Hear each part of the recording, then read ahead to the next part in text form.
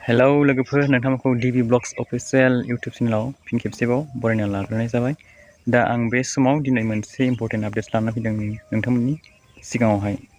दा बे आपडेटआनो जाहैबाय जोंहा लोगोफोर दा ससियेल मिडियायावहाय जोंहा गोबां बै लंथं मडार्न जुग भिडिअ एलबाम समखौहाय लानानै गोबां भाइरेल जागासिनो दङ नङा होमबा लोगोफोर नोंथांमोनाथ' मिन्थिखायोआनो।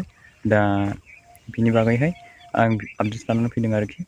दा आं बारा गोबाव बखिबाय थाला लोगोफोर आरो आं बारा गोलाव बुंनोबो सानाखै लोगोफोर जास्ट आङो दिनै नर्मेल भिडिअ नर्मेल आपडेट्स लाना फैदों लोगोफोर। दा नोंथांमोना बे जायफोरनाखि रिल्स बानायना मोसाग्राफोरनि सायावहाय सासे आइजोआहाय बिथांजोआहाय मा बुंदों नोंथांमोना बिनि गिदिर बिबुंथि होनायखौ नोंथांमोना नायना लाबानो जाबाय आरोखि। बेनिफ्राय नोंथांमोना बेनि गेजेरजोंहाय मा बुजिदों कमेन्टनि गेजेरावहाय आंनो फोरमायहरबानो जाबाय। दा नोंथांमोना नायबानो जाबाय आरोखि। फंनैसो खोथा बुंनो होननानैसो बानायदों आरोना बे भिडिअखौहाय ओरै बानायनो गोसो गैयामोन आं। दा ओंखाम संगासिनो लोगोफोरनावहाय आलासि जानो फैदों।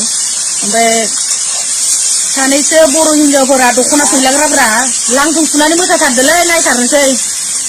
लिंकफोर हरलाबायदो नायनोसै आं बिसिनि भिडिअफोरखौहाय। इसिबां माने देखाया मानो देखायबाय थांबाय थायो। खनसेनो लांथं सुनानै देखायस्राबानो स्रा जाबायना। मानोथो इलाय सामफ्रामबो एसे एसेल' बोखोबाय थायो। खनसेनो फैलाखानानै देखायदो नायखाजोबनोसै। बाबाय आङो इसिबां दख'ना गाननाय इसिबां फैला एसे एसेल' फैलाबाय थायो। खनसेनो फैलाखादो खुखादो नायखानोसै जोब्बाय।